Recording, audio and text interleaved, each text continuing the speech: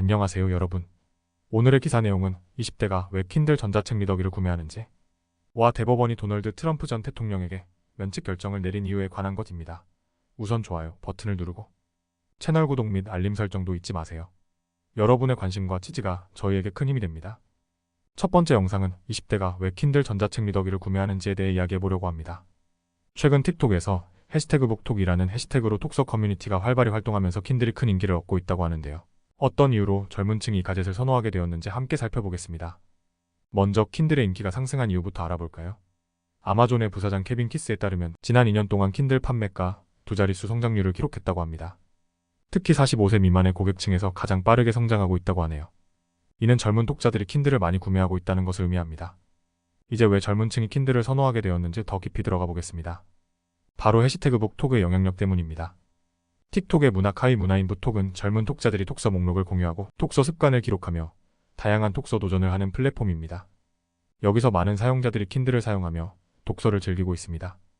디지털 도서 대출의 편리함도 킨들의 인기 요인 중 하나입니다.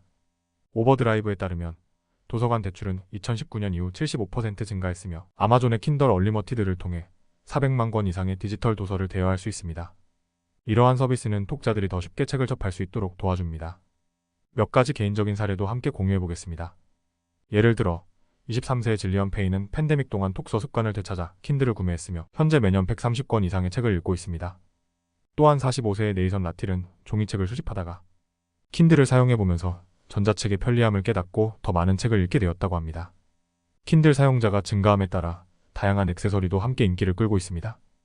페이지 터너, 스탠드, 리모컨 등 다양한 액세서리로 킨들을 꾸미고 더 편리하게 사용할 수 있습니다. 이는 킨들을 단순한 독서 도구가 아닌 라이프 스타일의 일부로 만드는 데 큰 역할을 합니다. 이처럼 20대가 킨들을 구매하는 이유는 다양합니다. 소셜미디어의 영향, 디지털 도서관의 편리함, 그리고 개인의 독서 습관 변화 등 여러 요소가 복합적으로 작용한 결과입니다. 여러분도 이 기회를 통해 킨들을 한번 사용해보는 건 어떨까요? 두 번째 영상은 최근 월스트리트 저널에 실린 대법원의 판결에 대해 이야기해보려고 합니다. 대법원이 도널드 트럼프 전 대통령에게 면책 결정을 내린 사건인데요. 이 판결이 의미하는 바와 그 영향을 논리적이고 체계적으로 설명해드리겠습니다. 우선 대법원은 대통령이 그의 핵심, 헌법적 권한에 따른 행동에 대해 절대적인 면책권을 가지고 있다고 판결했습니다. 이는 대통령이 자신의 직무를 두려움 없이 공정하게 수행할 수 있도록 하기 위함입니다. 존 로버츠 대법원장은 대통령이 사면, 내각 공무원 임명, 외교관계 수행 등의 공식 행위에 대해 기소될 수 없다고 설명했습니다. 하지만 대법원은 대통령이 비공식적인 행위로는 기소될 수 있다고 덧붙였습니다. 예를 들어 선거 연설이나 모금 활동은 비공식적인 행위로 간주될 수 있습니다. 재판장은 트럼프 전 대통령의 행동이 공식적인지 비공식적인지를 구분해야 한다고 판결했습니다. 이번 판결은 트럼프 전 대통령의 1월 6일 사건에도 큰 영향을 미칠 수 있습니다.